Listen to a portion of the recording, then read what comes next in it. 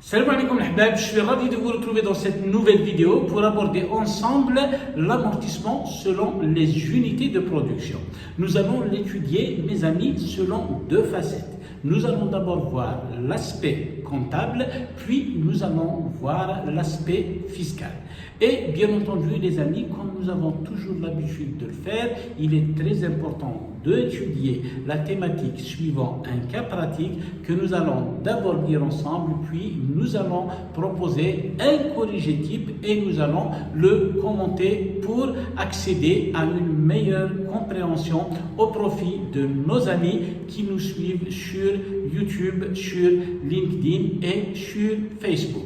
Parfait les amis, donc on va lire ensemble l'énoncé, puis nous allons passer au corrigé type.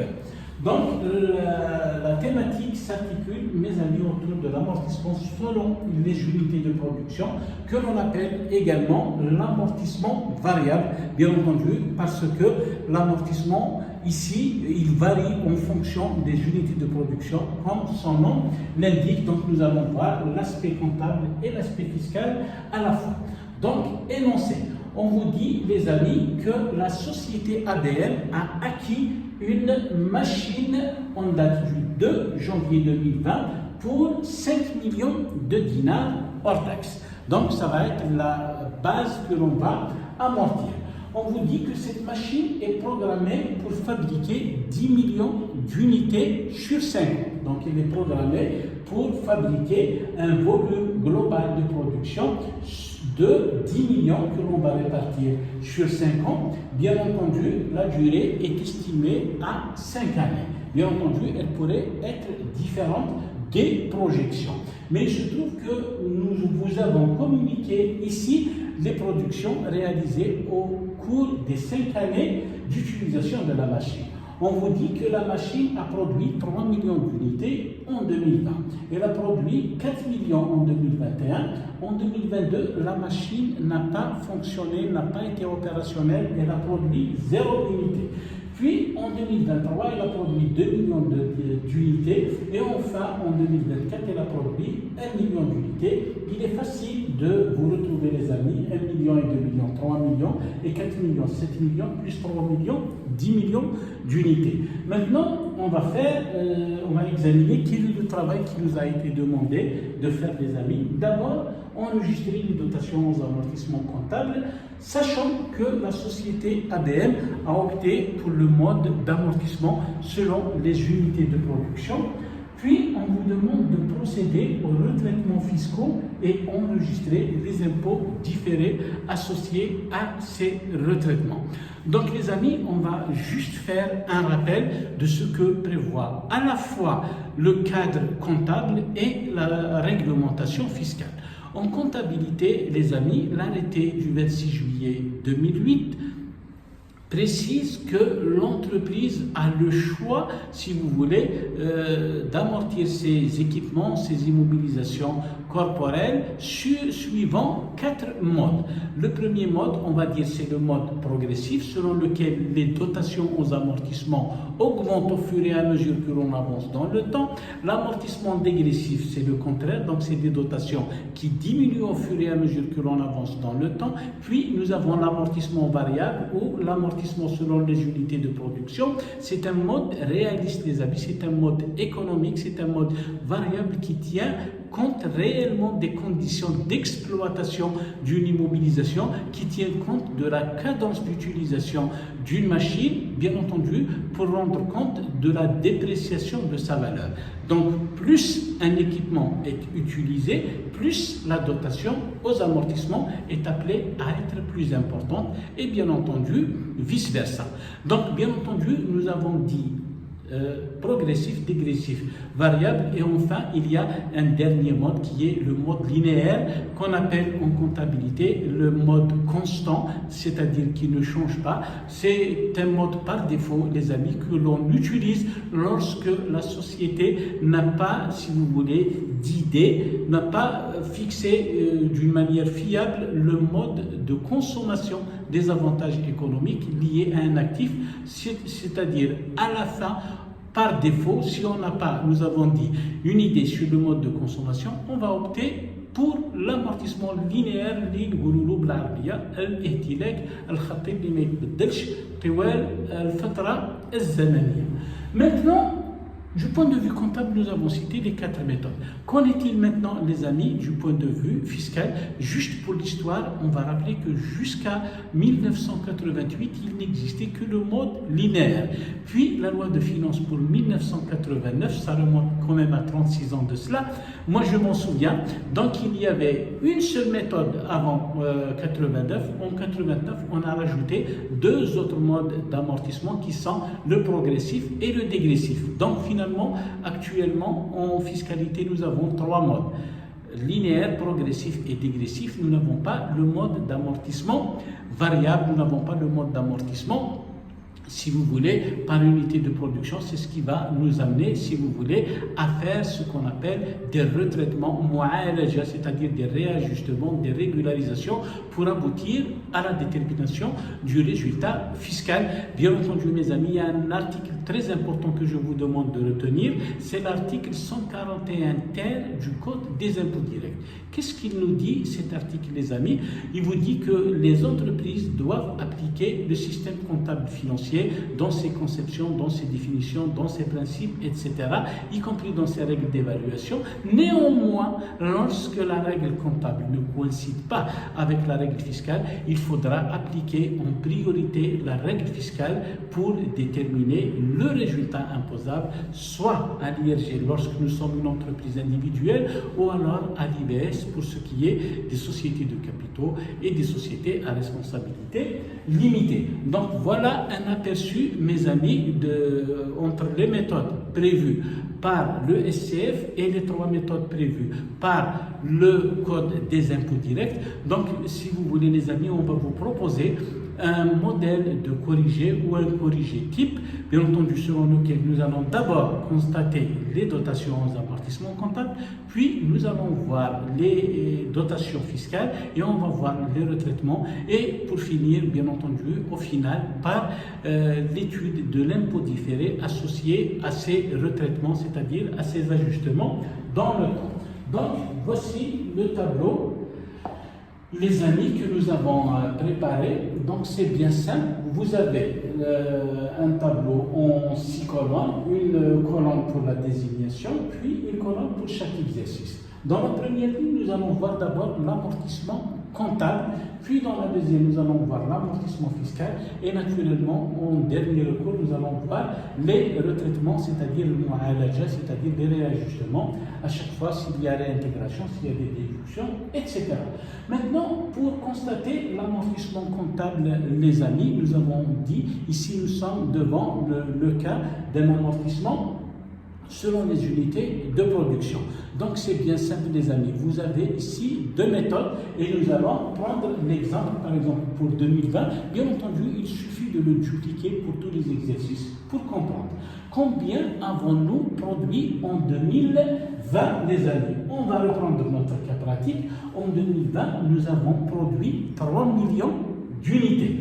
Donc, combien avons-nous, si vous voulez, au total, quelle est la production totale prévue? Donc, nous avons dit 3 millions divisé par 10 millions, 10, nous avons 30%. Donc, il suffit de multiplier la valeur de la machine par 30% pour retrouver la dotation aux amortissements de l'exercice. Donc, nous avons 5 millions, qui est la valeur de la machine, fois 30%, nous allons retrouver les 1,5 million. Donc, vous pouvez faire la même chose pour tous les exercices prévus dans ce cas. Maintenant, les amis, nous avons également une autre méthode, peut-être plus simple et plus pertinente. Combien, si vous voulez, avons-nous d'unités à produire au total? Nous avons 10 millions, n'est-ce pas? 10 millions. Et quelle est la valeur de la machine, les amis? Nous avons dit 5 millions qui va produire, une machine de 5 millions qui va produire 10 millions d'unités. Autrement dit, les amis, c'est bien simple. Vous pouvez dire qu'il nous faudra 0,5 dinars pour chaque unité. 0,5 dinars de dotation pour chaque unité produite. C'est le coût de l'amortissement en quelque sorte. Donc là également, mes amis, vous pouvez reprendre combien nous avons produit en 2020. Nous avons produit 3 millions d'unités. 3 millions d'unités fois 0,5, on retrouve les 1,5 million. D'accord? Donc nous avons dit dupliquer la même méthode pour tous les autres exercices. Là, en 2021, combien avons-nous produit? Nous avons dit 4 millions. 4 millions, c'est 40%, n'est-ce pas? 4 millions, ici c'est 40% fois 5 millions, nous allons retrouver les 2 millions. Ou alors 4 millions fois 0,5, nous allons retrouver les 2 millions. En 2022, les amis, qu'est-ce qui s'est passé? La machine n'a pas été opérationnelle. La machine, elle était en grève au cours de cet exercice-là. Donc, en comptabilité, les amis, il est rationnel, il est logique de ne pas constater de dotation aux amortissements. Pourquoi? Parce que nous avons dit que la dotation aux amortissements est corrélée au rythme de production et est corrélée au nombre des unités produites. Donc 0 unité, c'est 0 dotation, d'où le 0 que vous voyez ici. Maintenant, on va continuer la même chose pour 2023, les amis. Combien avons-nous produit en 2023? Si ma mémoire est bonne, nous avons produit ici 2 millions. 2 millions fois 0,5, c'est 1 million. Et là, nous avons produit 1 million. 1 million fois 0,5, c'est 500 000. Donc voilà, les amis, ce qu'il faut retenir. Le mode d'amortissement selon les unités de production est le mode d'amortissement le plus cohérent, le plus pertinent. D'ailleurs, je vous invite à revoir vos cours de comptabilité analytique et plus précisément la méthode de l'imputation rationnelle des charges fixes, mes amis. C'est une idée en quelque sorte que nous avons extraite de la comptabilité analytique. Mais là, le corpus de la comptabilité financière, il est plus général, il est plus globalisé, il comprend pratiquement tous les modules de la finance d'entreprise. Donc cette méthode de l'imputation rationnelle, mes amis, elle consiste, si vous voulez, à tenir compte de l'activité réelle de l'exercice et on va corréler ça par rapport à l'activité normale pour dégager un coefficient d'imputation rationnelle que l'on va affecter à la dotation de l'exercice pour tenir compte du volume réel de l'activité de l'exercice pour constater bien entendu la dotation adéquate. Maintenant, mes amis, on va revenir à la dotation aux amortissements fiscaux. Nous avons dit que lorsque le mode d'amortissement comptable n'est pas admis en fiscalité, qu'est-ce qu'on va faire? On va revenir, si vous voulez, à la règle simple. C'est-à-dire l'amortissement constant ou l'amortissement linéaire. Nous avons une machine qui vaut 5 millions, nous allons répartir ça sur 5 ans, 5 millions divisé par 5, 1 million pour chaque exercice. Remarquez là, les amis, on va constater l'amortissement que la machine donc on ne va pas tenir compte de ces paramètres au cours de la durée d'utilité de la machine. Maintenant, nous avons une dotation comptable pour chaque exercice et une dotation fiscale, vous voyez bien. Maintenant, qu'est-ce qu'on va faire? À chaque fois qu'il y a une divergence, on va y remédier. نهار يكون خلاف بين المحاسبه والجبايه ندخلوا باش نعاودوا نحسبوا النتيجه الجبائيه على حسب قواعد القانون الجبائي. Donc remarquez les amis ici, nous avons constaté en comptabilité 1,5 million. L'administration fiscale ne va pas vous tolérer plus d'1 million de dinars. Donc, qu'est-ce que vous allez faire de l'écart? L'écart, vous allez le réintégrer. Et c'est pour réintégrer les amis. Maintenant, qu'en est-il maintenant pour l'exercice 2021? 2021, nous avons 2 millions. En fiscalité, nous avons seulement 1 million. La différence, on va la réintégrer. En 2022, les amis, nous avons dit pas d'unité de production, pas d'amortissement, donc 0. Mais ce n'est pas pour autant que l'on va cesser l'amortissement fiscal. On va devoir constater 1 million. Bien sûr, ça ne va pas être en comptabilité, mais ça va être dans le tableau numéro 9 de la liasse fiscale, détermination du résultat fiscal. Donc, alors qu'on n'a rien constaté en comptabilité et que la fiscalité nous octroie 1 million, qu'est-ce qu'on va faire? On va déduire Donc c'est un petit peu la différence, c'est le contraire, c'est l'opposé de la réintégration, la déduction liée à al-khasm. Donc dans le tableau numéro 9, partie des déductions, la partie tahtaniyya, on va déduire 1 million. Qu'en est-il maintenant pour 2023 les amis? En 2023 on a constaté 1 million et il se trouve que ça tombe à pic avec l'amortissement fiscal. Qu'est-ce qu'on va faire? On ne va pas chercher des problèmes pratiquement les mêmes. Ici, c'est ordinaire, c'est les mêmes. 1 million, il n'y a pas de réintégration, il n'y a pas de déduction, donc il n'y a pas de retraitement. Maintenant, on va passer à 2024. 2024, on a constaté seulement 500 000. Mais en fiscalité, nous avons le droit à une dotation de 1 million. Qu'est-ce qu'on va faire, les amis? Bien entendu, la différence, on va faire un complément d'amortissement, c'est-à-dire la différence entre les deux, c'est 500 000. On va déduire les 500 000. Remarquez maintenant, les amis, ici, nous avons fait, si vous voulez, cette accolade. Quel est le montant des réintégrations que nous avons effectuées sur la période? 500 000 et 1 million. Ça va nous faire 1 million 500. Et quel est le montant des déductions? 1 million et 500 000, ça va nous faire 1 million 500. Ça nous rappelle un peu le principe du célèbre chimiste Lavoisier qui disait dans une réaction chimique, il n'y a pas de création, il n'y a pas de déperdition, il y a seulement transformation. Autrement dit, dans une réaction chimique, rien ne se crée, rien ne se perd, tout se transforme. On vient de le prouver à peu près par similitude dans notre tableau d'amortissement. Maintenant, les amis, qu'est-ce qu'on va faire? On va passer, si vous voulez, à la constatation des amortissements en comptabilité. C'est bien simple, nous avons seulement deux comptes, un 681 qui est un compte de charge, à 2815 qui est un compte d'actifs soustractifs, c'est-à-dire c'est un compte d'actifs à la base, mais qui va fonctionner dans le sens contraire. Pour bien entendu dégager le compte amortissement, les amis, on va rajouter en deuxième position du compte 215, les ROA, immobilisation corporelle, le chiffre 8 pour bien entendu constater la contrepartie des comptes du compte 681 débité ici, donc 1 500 000, 2 millions, 0, d'accord, 1 million et 500 000.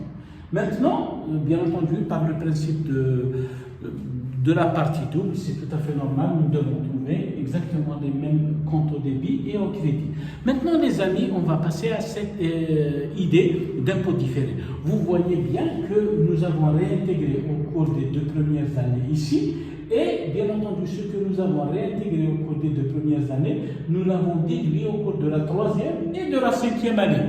Vous voyez bien que ce que nous avons réintégré, on l'a récupéré en quelque sorte à la fin. Bien entendu, ça se neutralise sur la durée. La durée des 5 années, ça se neutralise. Plus 1 500 000, moins 1 500 000, c'est-à-dire nous avons 0 au final.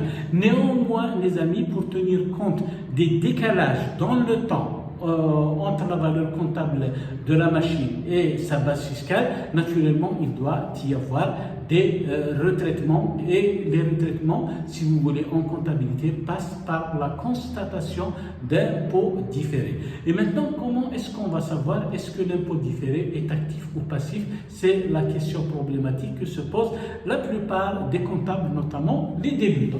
Maintenant, on va voir ici, les amis, la réintégration de 500 000. Qu'est-ce qu'elle a pour objet? Elle a pour objet d'augmenter le résultat fiscal de 2020, mais c'est un impôt qui sera récupéré, c'est-à-dire qui sera récupéré à l'avenir, d'accord? Donc si on dit que l'administration fiscale me doit un impôt IBS, c'est-à-dire que j'ai une créance envers le fisc, ce que je vous donne aujourd'hui, je vais le récupérer demain ou après-demain. Autrement dit, dans l'avenir. Donc finalement, si je récupère à l'avenir, j'ai une créance d'impôt futur. Et la créance, où est-ce qu'on va la retrouver, mes amis, dans le bilan? On va la retrouver naturellement à l'actif. Donc il suffit de rajouter impôt différé actif pour dire impôt différé actif. D'accord? Dans le cas présent, mes amis, dès longtemps, on va constater un impôt différé actif puisqu'il s'agit de réintégrer. Retenez, les amis, cette notion de base. À chaque fois qu'on réintègre au résultat fiscal, ça va être un IDA, impôt différé actif. À chaque fois que l'on déduit, au contraire, c'est un impôt différé passif. Pourquoi passif?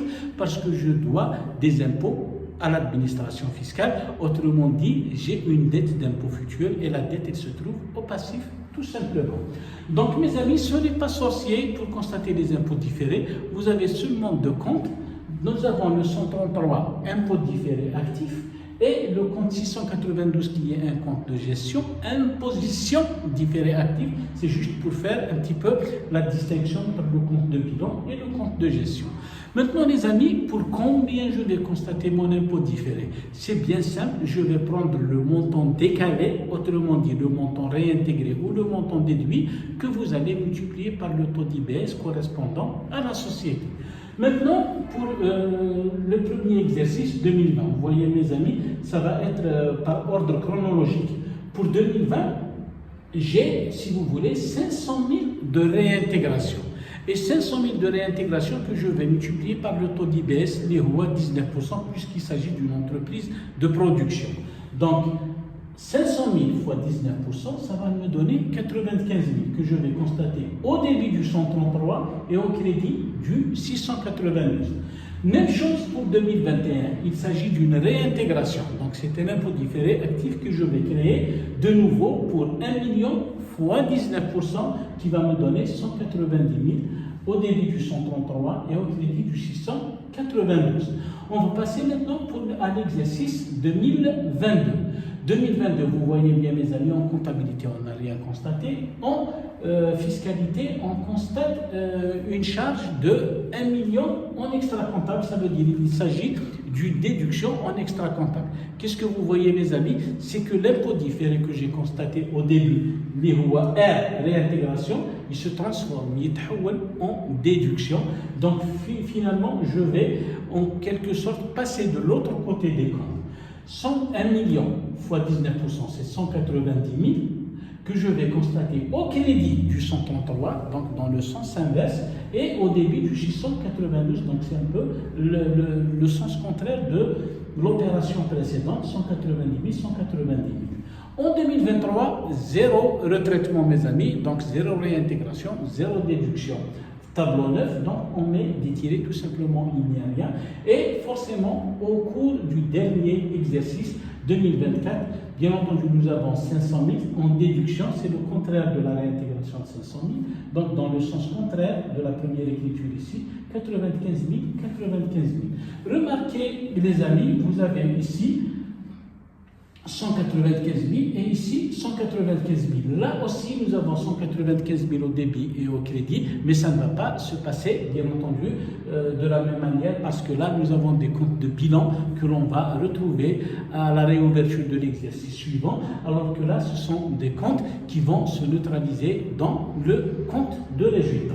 Mais globalement, sur les 5 années, nous avons dit, j'ai un crédit de 195 000, un débit de 195 000, donc finalement, ça se neutralise. Donc voilà globalement ce qu'il faut retenir les amis. Donc en comptabilité, nous avons dit, il y a 4 modes d'amortissement linéaire, progressif, dégressif et unité de production. En fiscalité, il y a seulement 3, donc nous n'avons pas le droit d'appliquer l'amortissement selon les unités de production en fiscalité. Donc qu'est-ce qu'on fait en comptabilité, mes amis? On garde notre raisonnement de comptable. Puis en fiscalité, tableau numéro 9, on change de casquette et on procède au retraitement. Maintenant les amis, comme nous avons l'habitude de faire, je préfère vous donner les références au texte que nous avons utilisé pour préparer cette capsule. Donc nous avons d'abord le paragraphe 121.7 de l'arrêté comptable,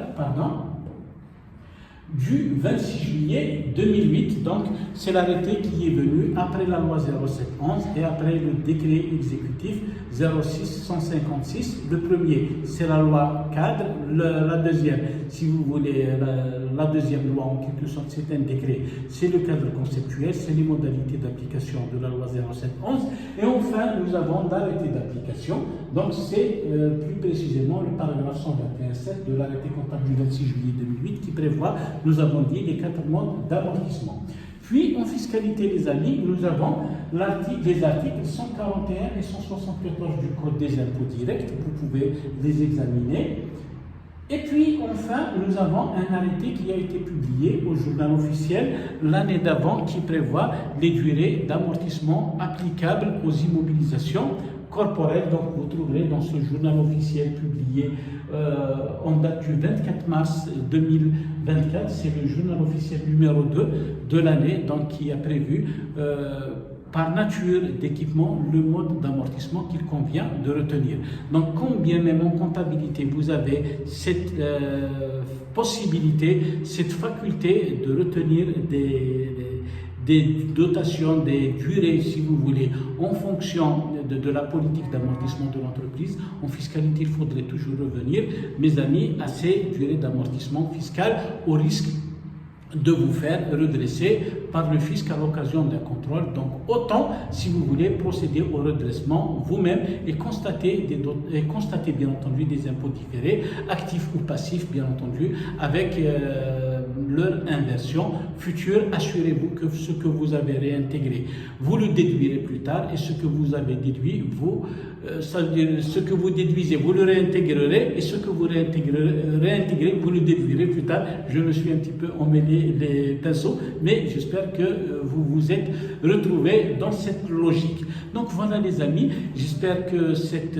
vidéo de pratiquement presque une demi-heure vous aura plu. Vous pouvez me proposer d'autres thématiques pour les aborder ensemble à travers des vidéos comme celle-ci. En attendant de vous retrouver dans de meilleures conditions, je vous souhaite de passer d'agréables moments et saham barko. Au revoir.